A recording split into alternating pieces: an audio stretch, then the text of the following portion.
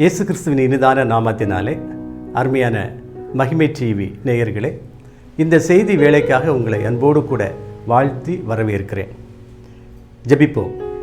அன்பின் பரலோக தகப்பனே, அருமையான இந்த செய்தி வேலைக்காக நன்றியோடு உம்மை துதிக்கிறேன், உம்மை ஸ்தோத்திரிக்கிறேன். அப்பா, செய்தி வேளையிலே செய்தி கொடுக்கிற அடியனை பரிசுத்த ஆவியினாலே பலப்படுத்துங்க. கேட்கின்ற ஒவ்வொரு பிள்ளைகளையும் பரிசுத்த ஆவியினாலே நிரப்பி ஆண்டவரே கவனமாய் கேட்கும்படியாய் செய்திகளை உள்வாங்கிக் கொண்டு ஆண்டவரே அவர்களுடைய வாழ்வின் காரியங்களிலே செயல்படுத்த கிருபை செய்ய வேண்டுமாறு இயேசு கிறிஸ்துவின் நாமத்தினாலே ஜெபிக்கிறேன் ஜீவனுள்ள பிதாவே, ஆமேன் ஆமேன். அன்பான தேவனுடைய பிள்ளைகளே, இன்றைய செய்திக்காக எடுத்துக்கொண்ட வார்த்தை, பாவம் நீங்க நீ தாமதிக்கிறது என்ன? பாவம் நீங்க நீ தாமதிக்கிறது என்ன? அன்பான தேவனுடைய தாசர்களே, அப்போஸ்தலர் 22ஆம் அதிகாரம் 16ஆம் வசனம் இப்படியாக சொல்லுகிறது, இப்பொழுது நீ தாமதிக்கிறது என்ன? உன் பாவங்கள் போக கழுவப்படு, உன் பாவங்கள் போக கழுவப்படும். இது யாரை குறித்து சொல்லப்பட்ட வார்த்தை என்றால், அப்போஸ்தலனாகிய பரிசுத்த பவுலை குறித்து சொல்லப்பட்ட வார்த்தைகள். அவன் பவுலாக மாறுவதற்கு முன்பாக சவுலாக செயல்படும்போது அவன் ஒரு தெய்வீக பிள்ளையாக நடந்து கொண்டான். எப்படி தெய்வீக பிள்ளையாக என்றால், இயேசு கிறிஸ்துவை ஏற்றுக்கொள்ளாத, பிதாவின் கிருபையினாலே தன்னை ஒரு தேவனுடைய பிள்ளையாக பிறருக்கு அவன் அடையாளப்படுத்தி கொண்டு இருந்தான்.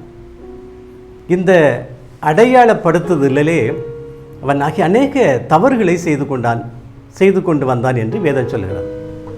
என்ன செய்து கொண்டு வந்தான் என்று சொன்னால், இயேசு கிறிஸ்து இந்த உலகத்தில் வந்து வாழ்ந்து செய்திகளையும் அதிசயங்களையும் அற்புதங்களையும் செய்து மரித்து அடக்கம் பண்ணப்பட்டு உயிர்த்தெழுந்த பிற்பாடு இயேசு கிறிஸ்துவை யாரெல்லாம் ஏற்றுக்கொள்ளுகின்றார்களோ அவர்களை கொலை செய்வதிலே இவன் முதன்மையான ஒரு வாலிபனாக காணப்பட்டான். நன்றாக கவனித்துக் கொள்ளுங்கள். இயேசு கிறிஸ்துவனுடைய நற்செய்தியை யாரும் சொல்லக்கூடாது, அந்த யெகோவாவினுடைய நற்செய்தி தான் இருக்க வேண்டும் என்கிறதிலே அவன் கவனமாக இருந்தான். இவனை கொண்டுதான் பிற்கால வாழ்க்கையிலே ஆண்டவர் பெரிய காரியங்களை சொல்லியிருக்கிறார். 4 சுவிசேஷம், அப்போஸ்தலர் நடபடிகள், பிற்பாடு வருகின்ற 13 நிருபங்களையும் கவனமாக கருத்தாக 2000 ஆண்டுகளாக அனைவரும் ஏற்றுக்கொள்ளும்படியாய் எழுதிய அந்த நபர்தான் இந்த பரிசுத்த பவுல் என்கிற இந்த அப்போஸ்தலன். இவனுடைய பழைய பெயர் சவுல். இவன் சவுலாக இருக்கின்ற காலத்திலே இவன் கிறிஸ்துவை ஏற்றுக்கொள்ளுகின்றவர்களை, கிறிஸ்துவை குறித்து பேசுகின்றவர்களை கொலை செய்ய வேண்டும் என்று இவன் அநேக நிருபங்களை கையிலே வாங்கி கொண்டு, உத்தரவுகளை வாங்கி கொண்டு இவன் பட்டணங்கள் தோறும் புறப்பட்டு செல்லுகிறவனாய் இருந்தான். அநேகரை கொலை செய்திருக்கிறான். ஸ்தேவானை கொலை செய்ததிலே இவனுக்கு ஒரு பங்கு இருக்கிறது என்று நாம் புரிந்து கொள்ளலாம். அப்பொழுது தான் இயேசு கிறிஸ்து இந்த சவுலை சந்திக்கிறார். சவுலை சந்தித்து அவனோடு கூட பேசுகிறார். என்னை துன்பப்படுத்துகிறது ஏன் என்கிற ஒரு கேள்வியை கேட்கின்றார். அப்பொழுது அவன் சொல்லுகிறான், நீர் யார் என்று கேட்கிறான். நான் தான் நீ துன்பப்படுத்துகிற இயேசு கிறிஸ்து என்று சொல்லுகின்றார். இயேசு கிறிஸ்து என்று சொன்ன பிற்பாடு இவனுக்குள்ளாக ஒரு கலக்கம், ஒரு தயக்கம் இல்லையா? ஆண்டவரிடத்தில் அவன் பேச ஆரம்பிக்கிறான். ஆண்டவரே, நான் என்ன செய்யணும்? இப்பொழுது நான் என்ன செய்ய வேண்டும் என்று கேட்கிறான். அதைத்தான் இங்கே இந்த இடத்துல அவன் சாட்சியாக சொல்லுகிறான். இந்த பவுல் அப்போஸ்தலன் இயேசு கிறிஸ்துவினாலே உருவாக்கப்பட்ட அருமையான ஒரு சீடன், ஒரு அப்போஸ்தலன், ஒரு சாட்சி தான், பயங்கரமான ஒரு சாட்சி. அப்பொழுது அவன் இங்கே என்ன பேசுகிறான் பாருங்க. அனனியாவும் சவுலும் ஒரு இடத்துல சந்திக்கின்றார்கள். இயேசு கிறிஸ்துவனுடைய முன் அறிவிப்பின்படி இல்லையா, இயேசு கிறிஸ்து சந்தித்த பிற்பாடு அந்த ஒளியின் மகிமை சவுலுக்கு கண் தெரியாமல் போகிறது. அப்பொழுது இயேசு கிறிஸ்து அனனியாவை அனுப்பி அவனுக்கு ஆலோசனை சொல் என்று அனுப்புகின்றார். அனனியா வந்து பவுலோடு பேசும்போது அவன் சொல்லுகிறான், பாருங்க, அந்த ஒளியின் மகிமையினாலே நான் பார்வையற்று போனபடியினாலே, எந்த ஒளியின் மகிமையினாலே? இயேசு கிறிஸ்துவனுடைய ஒளியின் மகிமையினாலே நான் பார்வை இழந்தேன் அப்படி சொல்லுகிறான், சாட்சி சொல்லுகிறான். என்னோடு இருந்தவர்களால் கைலாகு கொடுக்கப்பட்டு வழிநடத்தப்பட்டு தமஸ்குவுக்கு நான் வந்தேன். அப்போது அங்கே ஒரு மனுஷன் இருக்கான், அவன் பெயர் அனனியா அப்படிங்கிற ஒரு மனுஷன் இருந்தான். அவன் என்னிடத்தில் வந்து நின்று, சகோதரனாகிய சவுலே, நீ பார்வை அடைவாயாக என்றான். அந்நேரமே நான் பார்வை அடைந்து அவனை ஏறிட்டு பார்த்தேன். பார்வை அடைவாயாக என்று சொல்லுகின்ற அந்த நேரத்தில் சவுல் பார்வை அடைந்து அனனியாவை நோக்கி பார்த்தான். அப்போ இதில் வருகின்ற ஒவ்வொரு வார்த்தைகளும் நமக்கு ஒரு சாட்சியின் வார்த்தைகள். அப்போஸ் அந்த அனனியா என்பவன் யார்? அவன் ஒரு அருமையான தேவனுடைய விசுவாசி.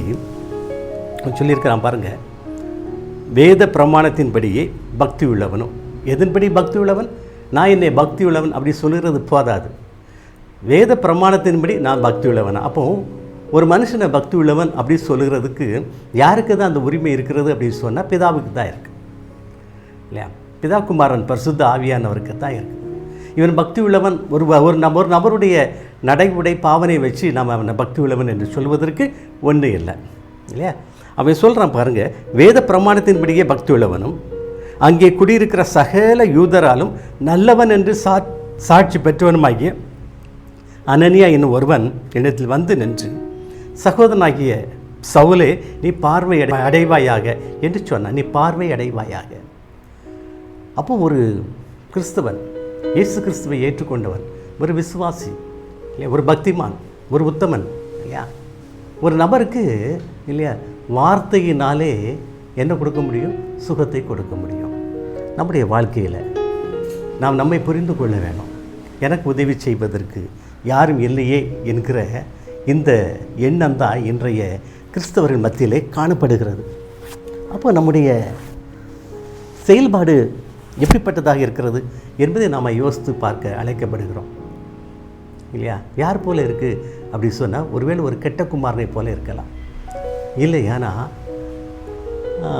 எஜமானிடமிருந்து 3 பேர் என்ன பெற்றாங்க? தாளந்துகளை பெற்றாங்க. ஒருத்தன் 5 தாளந்து, ஒருத்தன் 2 தாளந்து, ஒருத்தன் 1 தாளந்து பெற்றான்.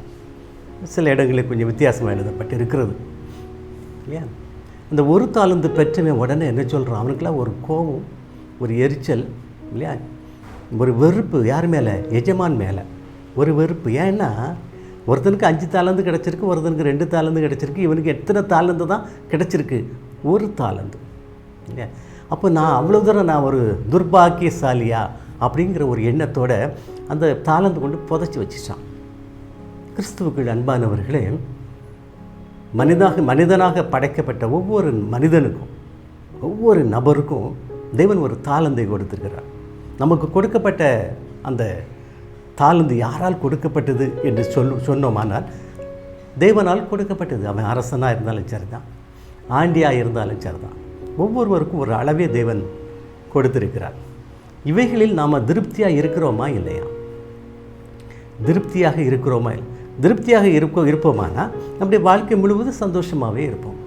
திருப்தி இல்லையானா வாழ்க்கை முழுவதும் எப்படி இருப்போம்? நாம் ஒரு எரிச்சல், ஒரு கோபம் இல்லையா, பெற்றுக்கொண்ட தாளந்தை பயன்படுத்த முடியாத ஒரு நிலைப்பாடு, செயலற்று போயிடுவோம். நாம் தாளந்தை வாங்கி கொண்டு புதைச்சி வச்சிட்டான் இல்லையா? மற்ற 2 பேர் என்ன செய்தாங்க? 5 தாளந்து வாங்கினவே அதை டபுள் ஆக்குறான், 2 தாளந்து வாங்கினவே அவனும் டபுள் ஆக்குறான். ஆனால் 1 தாளந்து வாங்கினவன் பார்த்தீங்களா? அப்போ நமக்கு கொடுக்கப்பட்ட இந்த உலக வாழ்க்கை என்பது நம்முடைய ஆண்டவரால் கொடுக்கப்பட்டது. நமக்கு கொடுக்கப்பட்ட அந்த வாழ்வு தேவனால் கொடுக்கப்பட்ட ஒரு தாளந்து. அந்த வாழ்வு, அந்த தாளந்தை நம்ம பயன்படுத்தும்படியாக அழைக்கப்படுகிறோம். தாளந்தை நம்ம புதைத்து வைக்கக்கூடாது. இயேசு கிறிஸ்துவை நாம் ஏற்றுக்கொண்டோமா, நம்ம என்ன செய்யணும்? நல்லா வேதம் வாசிக்கணும், நல்லா ஜெபிக்கணும். இது நம்மை பரிசுத்தப்படுத்துவதற்கு ஏதுவாக இருக்கும். இன்னும் ஒரு காரியம் ஆண்டவருக்காக நம்ம செய்யணுமே, அது என்னது? ஆண்டவருக்கு சாட்சி சொல்லணும். பவுல் அப்போஸ்தலனை ஆண்டவர் அப்படி தான் எடுத்தார் பார்த்துடுங்க. இவன் ஒரு நல்ல தீவிரவாதி இல்லையா? எதிலும் தாமதமாக இருக்க மாட்டான். ஒரு வார்த்தை சொன்னாலே போதும், உடனே என்ன செய்வான்? விழித்து எழுந்து ஓட ஆரம்பிச்சிருவான் இல்லையா? இவனிடத்தில் இந்தந்த காரியங்களை நம்ம ஒப்படைச்சோமானா இல்லையா, அந்த காரியங்கள் நற்காரியங்களாக முடியும் அப்படின்னு சொல்லி ஆண்டவர் எண்ணி இல்லையா, இந்த பொறுப்பை யார் கையில் ஒப்படைச்சிருக்கிறாரு? பவுல் இடத்துல ஒப்படைச்சிருக்கிறார் இல்லையா? அவன் என்னை பார்த்து சொன்னாவே, நீ எழுந்தி என்ன செய்ய, நீ பார்வை அடைவாயாக என்று சொன்னால் உடனடியாக நான் பார்வை அடைந்தேன் அப்படி சொல்கிறான். நம்முடைய வாழ்க்கை என்ன? நம்ம எப்படிப்பட்ட பிள்ளைகளாக காணப்படும்? எனக்கு ஆண்டவர் தரலை அப்படின்னு சொல்லி குறை சொல்லுகின்ற பிள்ளைகளாக காணப்படுகிறோமா? நம்மை சார்ந்த பிள்ளைகளுக்கு இல்லையா ஆசீர்வாதங்களை கொடுக்கிற பிள்ளைகளாக காணப்படுகிறோமா? நம்மை சார்ந்த பிள்ளைகளுக்கு இல்லையா? ஆபிரகாம் நல்ல கவனிங்க இல்லையா? முற்பிதாக்களின் முதன்மையானவே ஆபிரகாம் தான். ஆபிரகாமுடைய பெயர் இன்றளவு சொல்லப்படுகிறது. இன்றளவு மாத்திரமல்ல, உலகம் உள்ளளவு சொல்லப்படும் ஆபிரகாமின் பெயர் அவ்வளவு ஆசீர்வாதமான பெயர். ஆபிரகாம் தேவனுடைய சிநேகிதனாக இருந்தார் எது வேதம் சொல்லுகிறது. அந்த ஆபிரகாமை பாருங்கள், அவனுக்கு நிறைய குறைபாடுகள் இருந்துச்சு. என்ன குறைபாடுகள் இருந்துச்சு? பையனே கிடையாது, மகனும் கிடையாது, பிள்ளைகள் கிடையாது. அவனுக்கு மிகப்பெரிய ஒரு குறைபாடு. ஆனால் அந்த குறைபாடுகளை காட்டிலும் அவன் அடுத்தவருடைய ரட்சிப்புக்காக அவன் பிரயாசப்படுகிற ஒரு மகனாக காணப்பட்டான். எப்படி காணப்பட்டான் பாருங்கள். லோத்து ஆபிரகாம் விட்டு பிரிஞ்சு போயிட்டான். எப்படி பிரிஞ்சு போனான்? நல்லவைகளை தேர்ந்தெடுத்து பிரிஞ்சு போயிட்டான். நல்லவைகளை அதுபோல் அன்றைக்கு அவர்களுடைய பார்வையில் எது நலமானதாக இருந்ததோ அந்த நிலத்தை தேர்ந்தெடுத்து கொண்டு போயிட்டான். யாரை விட்டு பிரிந்து போனான்? ஆபிரகாமை விட்டு இல்லையா? அவன் என்ன ஆபிரகாம்கிட்ட கேட்டிருக்கணும் தெரியுமா? உமக்கு சித்தமானதை எனக்கு கூட நாங்கள் போகிறேன்னு கேட்டிருக்கணும். ஆனால் அவன் அப்படி கேட்கலையே. ஏன்னா லோத்துக்கு வாழ்வு கொடுத்ததே என்னதான்? யார் தான்? ஆபிரகாம் தான். அவனுடைய தகப்பன் இல்லாத காலத்திலே லோத்துக்கு ஆதரவு கொடுத்தது ஆபிரகாம் தான். அப்போது ஆபிரகாம் லோத்துடைய எல்லா குணநலன்களையும் தெரிந்து வைத்திருந்தான். அதனால சொன்னால், லோத்து உனக்கு எது நலமாக தோன்றுகிறதோ அந்த நிலத்தை நீ தேர்ந்தெடுத்து கொண்டு வாழ் அப்படி சொல்லி அனுப்பிட்டான். அவன் நல்ல நிலங்களை தேர்ந்தெடுத்தான் பார்த்துடுங்க. ஆபிரகாமுக்கு கழித்து போட்ட ஒரு இடம் தான் கிடச்சிது. ஆனால் யார் ஆசீர்வதிக்கப்பட்ட பிள்ளைகளாக காணப்பட்டாங்க? ஆபிரகாம் தான். எப்படி? இப்போது ஆபிரகாம் தனியாக வந்துட்டான். ஆபிரகாமுக்கு தேவன் நல்ல வாழ்வை கொடுத்திருக்கிறார். ஆபிரகாமுடைய எண்ணத்தில் யார் இருந்தாங்க தெரியுமா? லோத்து இருந்தான். ஒவ்வொரு நாளும் லோத்தினுடைய சுக செய்தியை விசாரிக்க அவன் ஆபிரகாம் ஆயத்தமாக தான் இருந்தான். ஆபிரகாமுக்கு லோத்தின் மீது ஒரு அன்பு இருந்ததினாலே அந்த லோத்து வாழ்கிற அந்த சோதோம் பட்டணத்தை அழிப்பதற்கு தேவன் எண்ணுகின்ற அந்த நாளிலே அந்த காரியத்தை குறித்து ஆபிரகாமோடு பேசுவதற்கு ஆண்டவர் தன்னுடைய தூதனை அனுப்புகின்றார், அல்லது ஆண்டவரே வருகின்றார். நல்ல கவனிங்களா? இப்போ ஆண்டவர் பேசும்போது ஆபிரகாம்கிட்ட பேசுகிறார். நான் ஆபிரகாமுக்கு இதை மறைப்பேனோ அப்படின்னு சொல்லிட்டு சொல்கிறார். இப்போ அந்த சோதம் பட்டணத்தை நான் அழிக்க போகிறேன், அவருடைய பாவங்கள் உலகம் முழுவதும் பரவிட்டப்பா, நான் அவரை அழிக்கப் போகிறேன்னு சொல்கிறார். அப்போ இவன் சொல்கிறான் பாருங்கள், ஆண்டவரே இல்லையா, அங்கே 50 நீதிமான்களை கண்டால் அந்த பட்டணத்தை நீர் அழிப்பீரோ அப்படின்னு கேட்குறான். அப்போ 50 நீதிமான்கள் நிமித்தம் அந்த பட்டணத்தை நான் அழிக்க மாட்டேப்பா அப்படி சொல்கிறார். ஒவ்வொன்றாக கழித்து கடைசியில் 5 நீதிமான் வரைக்கும் வருகிறான் இல்லையா. இவன் ஆண்டவரோடு கூட பரிந்து பேசுகிற ஒரு மனிதனாக காணப்பட்டான். இதுதாங்க தனக்கு குழந்தை வேணுங்கிற ஒரு எண்ணம் அவனுக்கு உண்டு. பார்த்துடுங்க, அதை காட்டிலும் அவன் யாருக்காக பரிந்து பேசினான் தெரியுமா? லோத்துவுக்காக பரிந்து பேசினான். லோத்து அவனுடைய வாழ்க்கையில் எல்லா காரியத்திலும் ஆபிரகாமுக்கு சாதகமாக இருந்தானா? இல்லை. ஆனாலும் ஆபிரகாம் சிறந்து விளங்க காரணம் என்ன தெரியுமா? தனக்கு சாதகமாக இல்லாத ஒரு நபருக்காக ஆண்டவரோடு கூட போராடி கருத்தாய் ஜெபிக்கிற ஒரு மனிதன் யார்? ஆபிரகாம். இந்த எண்ணத்திற்காக நாம் அழைக்கப்படுகிறோம். இல்லையா? இந்த எண்ணம் எப்படி வரும் தெரியுமா? தாமதிக்காமல் வரணும். எல்லா காரியம் முடிஞ்ச பிறகு ஆண்டவர் நான் இவனுக்காக நான் ஜெபிக்காமல் விட்டுட்டேனே அப்படி சொல்லி வரக்கூடாது. தாமதிக்காமல் அவன் வாழ்கின்ற காலத்திலேயே அவன் சத்ருவானாலும் சரிதான், விரோதியாக இருந்தாலும் சரிதான், யாராக இருந்தாலும் சரிதான், ஒவ்வொரு மனிதருக்காகவும் இல்லை ஆண்டவரோடு கூட போராடி ஜெபிக்கின்ற பிள்ளைகளாக கிறிஸ்தவ பிள்ளைகள் காணப்பட வேண்டும். தாமதிக்காதீங்க. அந்த காரியத்தில் யாருமே என்ன செய்யாதீங்க, தாமதிக்காதீங்க, இல்லையா? இப்போ பாருங்க, சவுல்கிட்ட அனனியா சொல்கிறாரு, நீ தாமதிக்கிறது என்ன? உன் பாவம் நீங்க கழுவப்படு என்று சொல்லுகிறார். உன் பாவம் நீங்க. அப்போ பிறருக்காக ஜெபிக்கின்ற கிறிஸ்தவ பிள்ளைகளாக நாம இல்லையா ஒவ்வொரு நாளும் பாவம் நீங்கி கழுவப்பட்டு பரிசுத்தமான பிள்ளைகளாக விளங்க வேணும். ஏன்? பரிசுத்தமான பிள்ளைகளாக நாம் காணப்பட்டால் தான் பிறருக்காக நம்ம ஜெபிக்க முடியும். போராடி ஜெபிக்கணும். ஆபிரகாமின் இடத்துல பரிசுத்தம் காணப்பட்டது. நம்பிக்கை, கீழ்ப்படிதல், இல்லையா, பொறுமை, இல்லையா, எல்லா விதமான நற்குணங்களும் யாரிடத்தில் காணப்பட்டுச்சு? ஆபிரகாம் இடத்திலே காணப்பட்டுச்சு. அதனால தான் அந்த லோத்துக்காக அவனால் ஆண்டவரோடு கூட என்ன செய்தபடி போராடி ஜெபிக்க முடிந்தது. அவன் போராடி ஜெபித்ததினாலே தேவன் லோத்தை என்ன செய்தார்? காப்பாற்றினார். ஆதியாகமம் 19ஆம் அதிகாரம்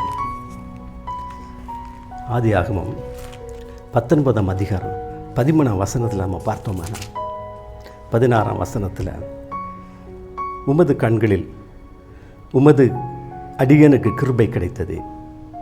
என் பிராணனை காக்க தேவரீர் எனக்கு செய்த கிருபையை பெரிதாக விளங்க பண்ணினீர். மலைக்கு ஓடிப்போக என்னால் முடியாது. தீங்கு என்னை தொடரும், நான் மரித்து போவேனே அப்படி சொல்லி சொன்னான். தேவனுக்குள் பிரியமான தேவனுடைய பிள்ளைகளை, ஆண்டவர் சொல்றாரு லோத்தை பார்த்து. எப்படி சொன்னார்? ஆபிரகாம் பேசுனதுனாலே இல்லையா?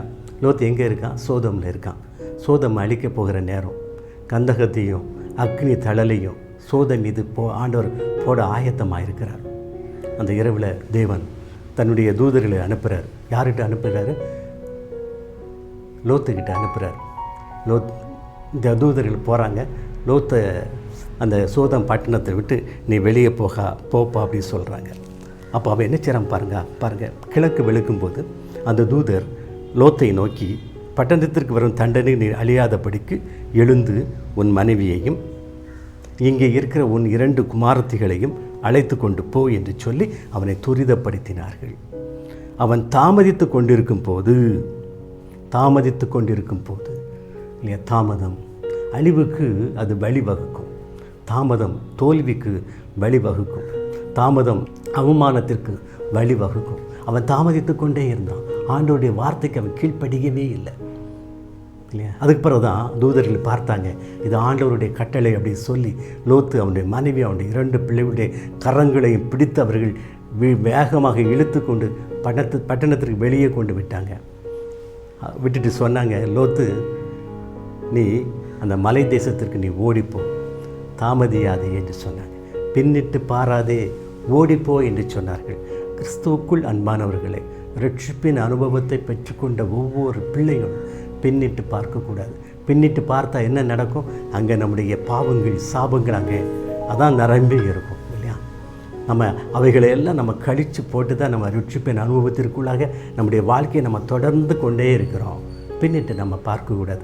பழைய வாழ்க்கைக்கு நம்ம போக வேண்டாம். கிறிஸ்துவுக்குள்ளான ஒரு வாழ்க்கையில் நம்ம நிலைத்திருக்கும்படியாக நம்ம அழைக்கப்பட்டிருக்கிறோம், இல்லையா? அதுதான் அந்த லோத்துக்கு சொன்னாங்க, நீ பின்னிட்டு பாராதப்பா, உனக்கு ஒரு புது வாழ்வை நான் ஆயத்தப்படுத்திருக்கிறேன். அங்கே என்னுடைய வீடு இருக்குது, வாசல் இருக்குது, செல்வம் இருக்குது, நல்லா இருக்குது, எதையுமே நீ பார்க்காத. நான் சொல்லுகிற இடத்துக்கு நீ ஓடிப்போ, நான் உன்னை ஆசீர்வதிப்பேன் அப்படி சொல்லி அவனை அனுப்புகிறாரு. உயிர் பிச்சை கொடுக்குறார். இப்போது லோத்து ஆண்டோடைய வார்த்தைக்கு கேட்ட பிறகும் என்ன செய்துட்டு இருந்தான்? தாமதமாக இருந்தான், இல்லையா? லோத்து தாமதமாக இருக்க அவனுடைய மனைவிக்கு கூட ஒரு தொக்கு தான்.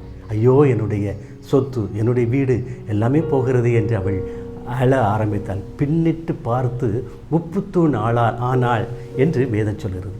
பின்னிட்டு பார்த்தாளா, உப்புத்தூண் ஆகிட்டான். இன்று வரைக்கும் அந்த தூண் அங்கே நிற்கிறான். இன்று வரைக்கும் அந்த இடத்துல யார் தான் நிற்கிறான்? லோத்துடைய மனைவி தான் உப்பு தூண் அப்படின்னு சொல்லப்பட்டிருக்கு. கிறிஸ்துவுக்குள் அன்பானவர்களே, தேவன் அழைத்த அழைப்புக்கு பாத்திரவான்களாகிய நாம் உடனடியாக கீழ்ப்படிந்து நம்ம செயல்பட ஆயத்தமாகுவோம். தாமதிக்கவே கூடாது. தாமதம் அநேக சாபங்களை கொண்டு வரும். ஒவ்வொரு காரியத்திற்காக நம்ம தாமதிச்சுட்டே இருந்தோம்னா வாழ்க்கையில் சாபங்கள் தான் வந்து கொண்டே இருக்கும். யாராக இருந்தாலும் சரி.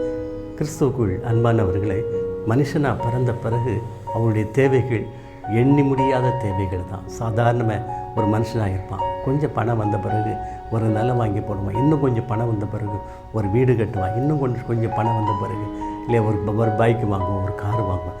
வாழ்க்கையில் மனுஷனுக்கு நிம்மதியாக இருக்காது.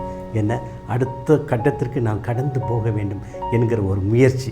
கிறிஸ்துவுக்குள் அன்பானவர்களே, இதை நான் வேண்டாம் சொல்லலை. ஆனால் இதற்காக தேவனை மறந்து விடாதீர்கள். இவைகளை முன்னிறுத்து தேவனை பின்னிறுத்தி விடாதீர்கள். ஆண்டவர் லோத்து அப்படி தான் சொன்னார். ஏப்பா, உனக்குன்னு நான் நியமித்திருக்கிற இடம் அந்த மலை தேசம், ஓடிப்போ, நீ பின்னிட்டு பார்க்காத, அது உனக்கு வேண்டாம். ரட்சிப்பின் அனுபவத்திற்குள்ளாக வந்த பிற்பாடு நீங்கள் உங்களுடைய வாழ்க்கையில் பழையவைகளை நீங்கள் நினச்சியே பார்க்காதீங்க.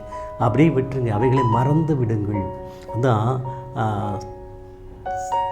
தாவீது ராஜா எழுதும்போது பேசும்போது ஆண்டவரோடு கூட கேட்குறாரு, என்னுடைய பாவங்களை எல்லாம் மூடி போடுங்க, பாவங்களை மூடி போடுங்க, அவைகளை நான் திரும்ப பார்க்காதபடி, என்னுடைய சிந்தைகள் அங்கே திரும்ப போகாதபடி அவைகளை மூடி போடுங்க ஆண்டவரே.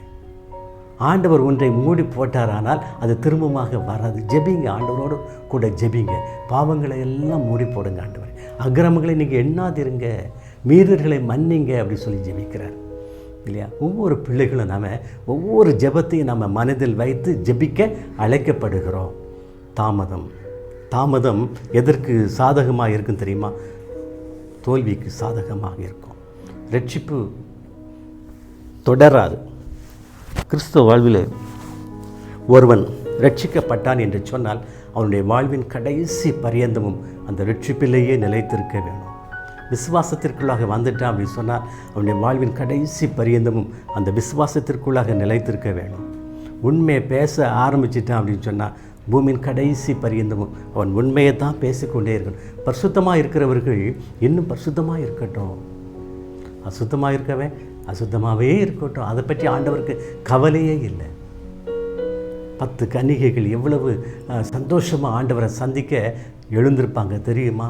அவங்க ட்ரெஸ் என்ன, அவங்களுடைய விளக்கு என்ன, அதுக்கு ஊற்றக்கூடிய எண்ணெய் என்ன, எவ்வளவு ஆயத்தமாக வரவிட்டிருப்பாங்க இல்லையா? ஆண்டவருடைய அந்த எல்கை வரைக்கும் வந்துட்டாங்க. ஆண்டவரை சந்திக்கின்ற எல்கை வரைக்கும் வந்துட்டாங்க. ஆனால் கடைசி நேரத்தில் ஆண்டவர் வருகின்ற வேளையில் பாருங்கள், அவங்களுடைய விளக்கில் எண்ணெய் குறைய ஆரம்பிச்சிட்டு எண்ணெய் குறைய ஆரம்பித்து விட்டது. இப்போ அவங்க ஒவ்வொருகிட்டே போய் கேட்குறாங்க. அங்கே போய் கேட்ட பிறகு எதுவுமே கிடைக்காது. அங்கே நம்ம அடுத்த சந்திப்பு, நம்முடைய சந்திப்பு யார் தான்? நம்முடைய ஆண்டவர் தான். அவரை சந்திக்கிற அந்த வேளையில் யாரும் உதவி செய்கிறதுக்கு யாரும் ஆயத்தமாக இருக்க மாட்டாங்க. ஏன் அப்படி சொன்னால், அவரவர் அந்த ரட்சிப்பின் அனுபவத்திற்குள்ளாக கடந்து வந்து நித்திய ஜீவனை பெற்றுக்கொள்ளும்படியாய் ஓடுகிற அந்த ஓட்டம், இந்த ஓட்டம் அதை நிற்கவே கூடாது, திரும்பி வரக்கூடாது. தாமதம். இயேசு கிறிஸ்துவை அந்த சந்திக்க அந்த 5 பெண்களும் தாமதித்ததினாலே என்ன செய்ய முடியலை? அவர்கள் ஜீவனுக்குள்ளாக, நித்திய ஜீவனுக்குள்ளாக பிரவேசிக்க முடியவில்லை. மணவாளனுடைய சன்னிதானத்திற்குள்ளாக பிரவேசிக்க முடியவில்லை. மணவாளனுடைய அந்த கோட்டைக்குள்ளாக பிரவேசிக்க முடியவில்லை. இவர்கள் போனார்கள், திரும்பி போனார்கள். கிறிஸ்துவுக்குள் அன்பானவர்களே, ரட்சிப்பின் அனுபவத்திற்குள்ளாக நீங்கள் வந்துட்டீங்களா? அதுக்கு பிறகு பாவ வாழ்க்கைக்கு எந்த வழியில் நீங்கள் திரும்பாதீங்க. எனக்கு தெரியாது, யாரும் சொல்லலை அப்படி சொல்லிகிட்டே இருக்காங்க. நீங்கள் வாழ்க்கையில் திரும்பியே பார்க்காதீங்க, திரும்பி செல்லாதீர்கள், முன்னோக்கி செல்லுங்கள். முன்னோக்கி செல்லும்போது உங்களுக்கு அடையாளமாக இருக்க வேண்டியது இயேசு கிறிஸ்து. பிதா, குமாரன், பரிசுத்த ஆவியானவரை முன்னிறுத்தி நீங்கள் அவரை நோக்கி சென்று கொண்டே இருப்பீங்க. அப்படி சொன்னால் முன்னாலேயும் பாதுகாத்து கொள்வார், பக்கங்களிலும் பாதுகாத்து கொள்வார், பின்னாலேயும் பாதுகாக்கிற ஆண்டவர் நம்முடைய ஆண்டவராகிய இயேசு கிறிஸ்து. லோத்தினுடைய வாழ்க்கையில் அதன் பிறகு அவனுக்கு வாழ்க்கையில் என்ன இல்லை? ஆசீர்வாதமே இல்லை. அதன் பிறகு லோத்துக்கு ஆசீர்வாதமே இல்லை. அவனுடைய சந்ததியில் வந்தவர்கள் எல்லாரும் எப்படி போயிட்டாங்க பார்த்தீங்களா? மோசமாக போயிட்டாங்க. ஆண்டவருக்கு அவர்கள் மீது பிரியமே இல்லை. காரணம் என்ன தெரியுமா? தாமதித்ததினாலே. தாமதம் கூடவே கூடாது. நல்ல 2 தீர்க்கதரிசிகள் இருந்தாங்க. எலியா, எலிசா என்கிற 2 தீர்க்கதரிசிகள் இருந்தாங்க. அந்த 2 தீர்க்கதரிசியில் எலிசா எலியா கூடவே இருந்தான். எலியா கூடவே போவான். எங்கே போனாலும் எலியா கூடவே போவான். எலியாவினுடைய வார்த்தை நிமித்தமாக தன்னுடைய தாய், தகப்பன் எல்லாவற்றையும் விட்டு இல்லையா, எலியா கூடவே வந்தவன் இல்லையா. அந்த யெகோவா தெய்வத்தின் மீது அவ்வளவு நம்பிக்கை, அவ்வளவு விசுவாசம். எலியா அதற்கு ஒரு சாட்சியாக இருந்தான். அப்போது எலியாவினுடைய கடைசி காலத்தில், வாழ்வின் கடைசி நேரத்தில் எலிசாவை நோக்கி சொல்கிறாரு, எலிசா நீ இங்கே இருப்பா இல்லையா. பெத்தேல் கில்காலில் வச்சு சொல்கிறார், நீ இங்கே இரு, தேவன் என்னை பெத்தேல் வரைக்கும் அழைக்கிறார், நீ இங்கே இருன்னு சொல்கிறார். ஆனால் எலிசா தன்னுடைய வாழ்க்கையில் எலியாவை விட்டு பிரியவே இல்லை. கடைசி பரியந்தம் எலியாவோடு கூட இருந்ததினாலே ரெட்டிப்பான ஆசீர்வாதத்தை அவன் எண்ணிக்கொண்ட ஆசீர்வாதங்களை அவன் பெற்றுக்கொண்டான் என்று வேதம் சொல்லுகிறோம். கிறிஸ்துவுக்குள் அன்பானவர்களே, கிறிஸ்துவோடு கூட இருப்போம். பிதாகுமாரன் பரிசுத்த ஆவியானவரோடு கூட இருப்போம். தேவன் நம்மை என்ன செய்வார்? எல்லா காரியங்களிலும் ஆசீர்வாதத்தை கொடுப்பார். தாமதிக்காதுங்க. ரட்சிக்கப்பட்ட பிள்ளைகள் தாமதிக்காதீங்க. விசுவாசிக்கிற பிள்ளைகள் தாமதிக்காதீர்கள். எதில்? ஆண்டவருக்கு ஊழியம் செய்வதில்லை, ஆண்டவருக்கு சாட்சியை பகிர்வதில்லை, ஆண்டவருடைய பிள்ளைகளுக்காக ஜெபிப்பதிலே தாமதிக்காதீங்க. தொடர்ந்து ஜெபிங்க. தேவன் உங்களை ஆசீர்வதிப்பார். ஜெபிப்போம். பரிசுத்தமுள்ள பரலோக தகப்பனே, அருமையான இந்த செய்தி வேலைக்காக நன்றியோடு உம்மை துதிக்கிறேன், உம்மை ஸ்தோத்திரிக்கிறேன் அப்பா. நீர் கொடுத்த இந்த செய்தியானது கேட்கின்ற ஒவ்வொரு பிள்ளைகளுக்கும் பலன் கொடுக்கட்டும், நல் வாழ்வை கட்டளையிடட்டும் அப்பா. அவர்கள் ரட்சிப்பின் அனுபவத்திற்குள்ளாக கடந்து செல்கின்ற பிள்ளைகளாக மாத்திரமல்ல, அவர்கள் ஒவ்வொரு பிள்ளைகளும் ஆண்டவரை அதிசயங்களையும் அற்புதங்களையும் செய்கிற பிள்ளைகளாக அவர்களை நிலைநிறுத்த வேண்டுமாறு ஜெபிக்கிறேன். சகோதர சிநேகத்திலே அவர்கள் பின்வாங்கி போய்விடாதபடி காத்துக்கொள்ளுங்கப்பா. தாமதம் கிறிஸ்தவ வாழ்க்கையிலே வேண்டாம், காத்துக்கொள்ளுங்க, வழிநடத்துங்கப்பா. அருமையான இந்த மகிமை டிவி நடத்துகின்ற ஆண்டவரே தாசனை நீர் ஆசீர்வதிக்க வேண்டுமாறு இயேசு கிறிஸ்துவின் நாமத்தினாலே ஜெபிக்கிறேன் அப்பா. இம்மட்டுமாக நீர் காலங்களை கொண்டு வந்ததற்காக உமக்கு நன்றி, உமக்கு ஸ்தோத்திரம். வருகின்ற காலங்களில் இன்னும் பிரகாசிக்க உதவி செய்யுங்க. இயேசு கிறிஸ்துவின் நாமத்தினாலே ஜெபிக்கிறேன் ஜீவனுள்ள பிதாவே. ஆமென், ஆமென்.